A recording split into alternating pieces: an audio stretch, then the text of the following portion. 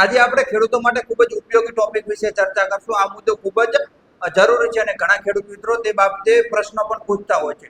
Humic અને માઇકોરાજા બંને શું છે? હ્યુમિક અને માઇકોરાજા બે એક છે? હ્યુમિક અને માઇકોરાજા બે અલગ છે? બંને વચ્ચે શું ડિફરન્સ છે અને બંને વાપરવામાં શું ભૂલ ના કરવી તો જેથી નુકસાન પણ થઈ શકે છે? તો આ મૂંઝવતા પ્રશ્નો વિશે આજે આપણે ચર્ચા કરશું। તો હ્યુમિક અને માઇકોરાજા વિશે આ વિડીયો 5 મિનિટનો શાંતિથી સાંભળજો અને ખરેખર ખૂબ મજા આવશે। તો આપણી બનાસની ખેતી ચેનલને સબસ્ક્રાઇબ કરો અને તેની બાજુમાં આપેલું બેલનું આઇકોન છે તે અવશ્ય દબાવો જેથી ખેડૂતો માટે આવા જ અવનવા ઉપયોગી વિડીયો આપણે મૂકી શકીએ। તો હવે વાત કરીએ માઇકોરાજાની। માઇકોરાજા અને હ્યુમિક બે અલગ અલગ વસ્તુ છે। માઇકોરાજા એટલે કુદરતી જીવંત ફૂગ છે જેને આપણે મિત્ર ફૂગ પણ કહીએ છીએ। આ ફૂગ વર્ષો સુધી આપણા ખેતરોમાં હતી પણ રાસાયણિક ખાતરોનો વપરાશ વધાર્યો જેના લીધે તેનું પ્રમાણ ઘટતું ગયું અને આજે આપણે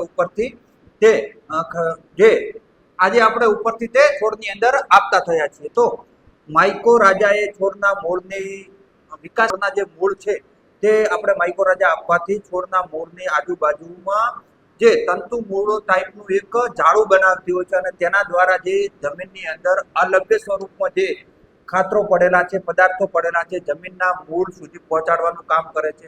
પાણીની ખેંચ હોય તો પાણી પહોંચાડવાનું પણ કામ કરે છે। તેનું એક ઉદાહરણની વાત કરું તો આપણે લોકોએ સાંભળ્યું છે કે જે ઊંચા ભાખરો હોય તેની અંદર જે ઝાડ રહેતા હોય છે, જંગલની અંદર જે ઝાડ હોય છે તે ઝાડ વરસાદ ઓછો હોય તો પણ લીલાછમ હોય છે અને જે પહાડોની ઉપર ટોચ ઉપર જે ઝાડ હોય છે તે ઝાડ નીલા હોય છે અને તેમને પાણી કઈ રીતે પહોંચવું હોય છે? તો જે જગ્યા કુદરતી ના કોળે આવેલી છે એટલે ત્યાં માઇકોરાજા પુષ્કળ પ્રમાણની અંદર હોય છે અને આપણે પણ ઘણા જીવામૃત જેવા ખાતરો બનાવતા હોઈએ છીએ। એ વખતે કહેતા હોય છે કે શેઢાપાળાની માટી લેવી તો તેની અંદર જે આવા મિત્ર ફૂગો હોય છે જેથી ખેડૂતોને ફાયદો કરે છે। તો તેનો પણ ઉદ્દેશ્ય આ જ છે। તો માઇકોરાજા એટલે એ છોડ સુધી ખોરાક અને પાણી પહોંચાડવાનું કામ કરે છે જેથી છોડને પૂરતો ખોરાક મળી રહે। તેવી જ રીતે આપણી જમીનની અંદર જે છોડનું વાવેતર કર્યું છે ત્યાં આપણે ડીએપી જેવા પોષક તત્વો આપતા હોઈએ છીએ, જે ખાતરો આપતા હોય છે તે ખાતરો હઠીલા ખાતરો પણ કહેતા હોય છે જે પોતાની જગ્યાએથી સરકતા નથી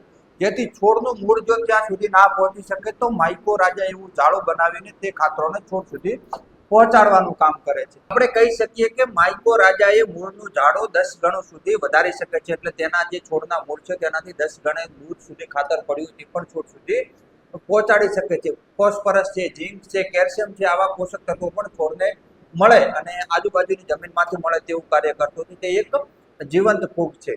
હવે વાત કરીએ હ્યુમિક એસિડની। તો હ્યુમિક એસિડ એ ફૂગ નથી। હ્યુમિક એસિડ એ વર્ષો સુધી કુદરતી જે કચરો છે તે જમીનમાંથી બનેલું એક ઓર્ગેનિક પદાર્થ કહી શકીએ, ઓર્ગેનિક તત્વ છે અને તે તત્વનું કામ હોય છે કે કામ છે તંતુ મૂળ નવા બનાવવા, જમીનને પોચી રાખવી અને ઓર્ગેનિક તત્વોની ઉણપને પૂર્ણ પાડવી જેનાથી છોડનો વિકાસ સારો થઈ શકે।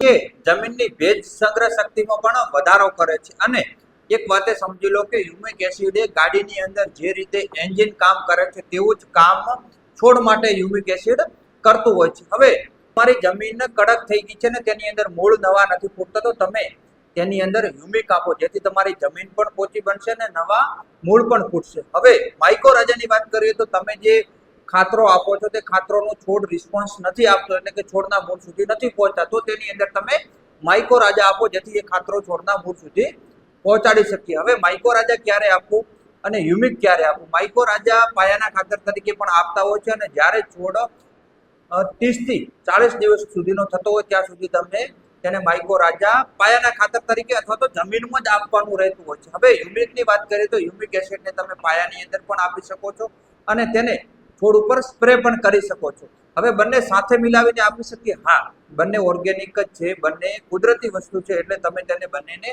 સાથે મળીને પણ આપી શકો છો જેથી તમારા યોગ્ય રીતે જો બંનેનું વ્યવસ્થાપન કરવામાં આવે તો તમારો જે ખાતરનો ખર્ચ છે તે 30% સુધી ઘટી જતો હોય છે અને તેનું સારામાં સારું રિઝલ્ટ આપતું હોય છે અને છોડ પણ રિસ્પોન્સ આપે છે જેથી આપણે ખેડૂતને તેનું રિઝલ્ટ પણ જોઈ શકીએ છીએ। તો આવા જ ખેતી માટેના ઉપયોગી વિડીયો માટે આપણે બનાસની ખેતી ચેનલને સબસ્ક્રાઇબ કરો અને તેની બાજુમાં આપેલું બેલનું આઇકોન છે તે અવશ્ય દબાવો। ધન્યવાદ।